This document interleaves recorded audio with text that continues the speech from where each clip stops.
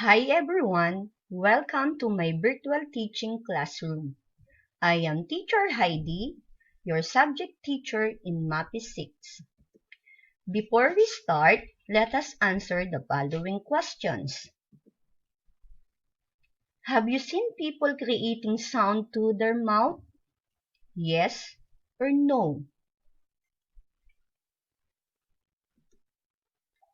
What do we call the sounds they produce?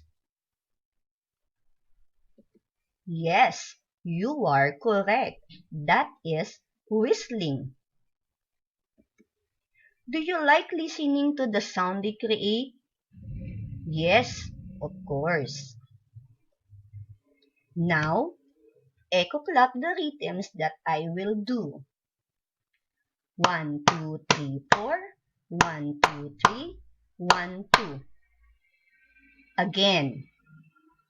1, 2, 3, 4. 1, 2, 3. 1, 2.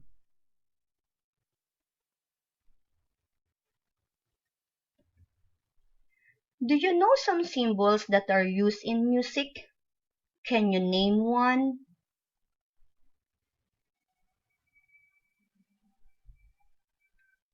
Okay, let us know if your answer is correct. Stop, notes, time signature, and rest. That are some musical symbols used in a song or in a composition.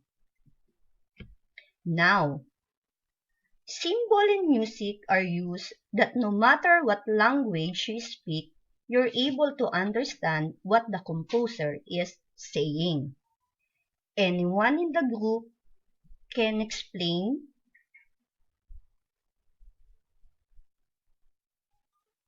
Okay, thank you. Symbol represents idea or image used by the composer to express what emotion or feelings he have. Another one is music is a universal language.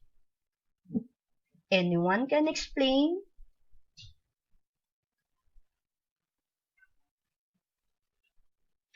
Okay. It is said that music is a universal language because every culture enjoys music and song. You can communicate across cultural and linguistic boundaries in ways that you cannot do with ordinary language, like English or other languages from other country. It also means that you don't have to speak in English or French to enjoy the composition of a music or a song. Anyone in a group know what is the meaning of rhythm? Okay, let us see if your answer is correct. In the music, rhythm refers to the flow, the breathing pattern, or simply the pulse in music. Another one, rhythm makes you tap your feet, clap your hands, nod your head, and swing your body. In other words, rhythm is the center or heart of a music. In composing a song, what is the thing you will consider? Okay, let us see if your answer is correct. That is notes and rest. These two kinds of musical symbol will be discussed in the following slides. Okay. What do we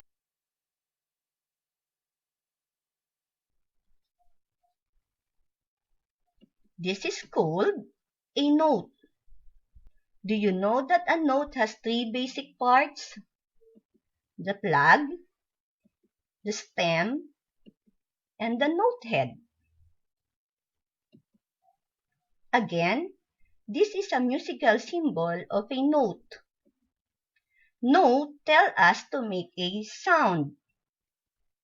The note tells us where to start the sound or to make a song. Notes also are symbols that represent sound in music. There are 4 basic notes in music, and that are, can you name one? Okay, that is 8th note. Another one, quarter note, half note, and whole note. Those are the 4 basic notes in music. Let's take a look at the 8th note. This is the image of an 8th note. Can you describe the 8th note? Okay, let us see if your answer is correct. It has a plug, it has a stem, and a solid note head. Another one is a quarter note. Can you describe a quarter note? A quarter note has a stem and a solid note. But what is missing in this note symbol? Correct. You notice that a quarter note has no plug. Another one is half note. Can you describe again the appearance of half note? It has a stem and an open note head. What is missing in this note symbol? Just like the quarter note, half note has no plug. Another one is a whole note. Whole note has a note head. It is a note head only because the note head of the whole note has an oval appearance. This one, like an egg. The whole note has no stem and no plug. 16th note. A 16th note with 2 plug, straight note stem, and oval filled-in note head. That is the characteristic of a 16th note. 16 notes are notated with an oval, filled-in note head, and straight note stem with plugs. Now, we are done with the notes. Again, what are the 4 basic notes that we have discussed? Okay, correct. Let us go now to this symbol. What type of musical symbol is this? Correct. That is a rest. What do you mean by rest? Rest tells us to be silent, which means in a composition, rest tells us where a musician can be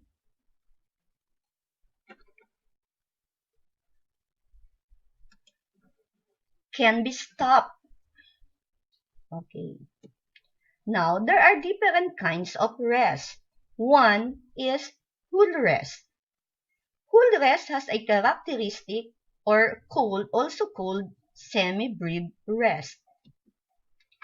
Whole rest is drawn as a small rectangle that hangs off the second line from the top of the stave. Stave is another code for stop. Half rest. Another term for half rest is minim rest.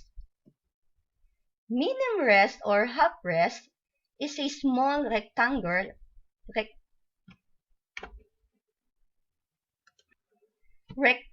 that is very similar to semi-brief rest, but instead of hanging from the second line, it sits on the middle line of the stave or stop. Quarter rest or called crochet rest. Quarter rest is a kind of looks like a skewed letter C with a small letter C on the bottom. It's grown right in the middle of the stop, in between the top and the bottom lines of the stave. 8 rest. Quaver rest, which looks like a small number 7 with a little blob on the end. Like the crochet rest, it sits right in the middle of the stop, sitting on the fourth line from the top. 16 rest. Semi-quiver rest, which is very similar to the quiver rest but is slightly taller and has 2 flicks. It sits on the bottom line of the stave. Okay. There are kinds of notes rest and their values. Whole rest is equivalent to whole note. The beat of this note and rest is 4 beats. Half note and half rest has 2 beats. Quarter notes and quarter rest has 1 beat.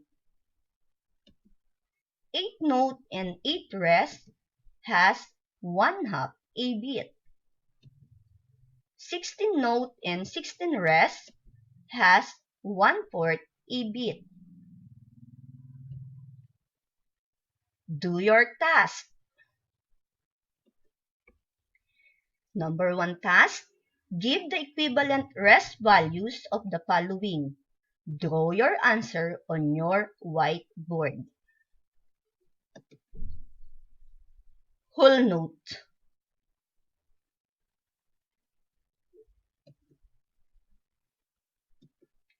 Half note.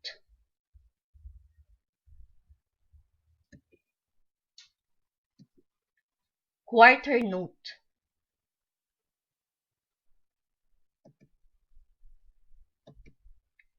Eighth note.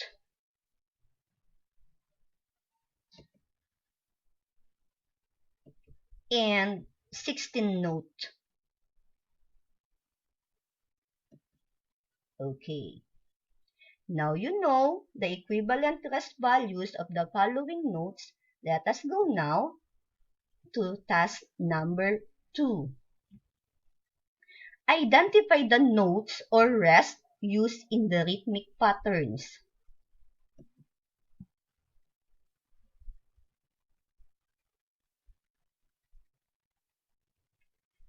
Okay, let us show your answer. Quarter note and half note. Next.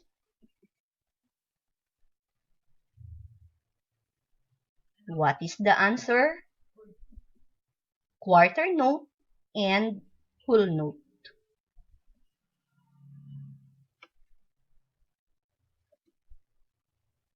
Next we have a quarter note. Then a quarter rest, half note, and quarter note. 8 note and quarter note. 16 note and quarter note. Process what you know. Show the note symbol in fraction form. A whole note takes up the whole measures. What is the equivalent fraction form of this note symbol?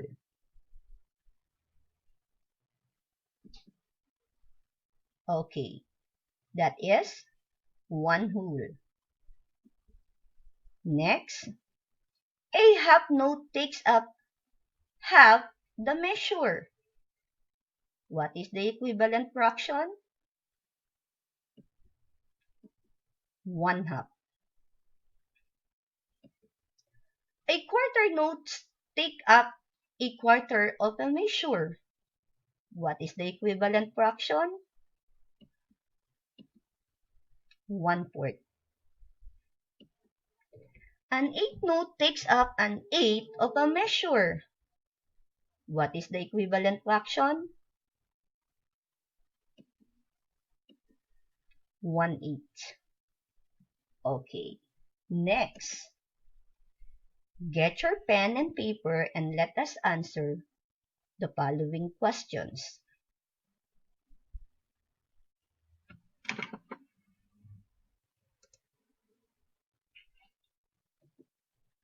Key concept. What you have learned to our lesson today. Let us see if you know the music symbol for note and rest. For whole note, what is the symbol for whole rest? Okay, correct. Half note? Correct. Quarter note or quarter rest? Correct. Eighth rest? Correct. And 16 rest? 16 note? Correct. Okay. That's all for today. Don't forget your homework, class. Number 1, give the kinds of notes and rest and their time values using that. Number 2, what that means in a note or rest in music. Thank you.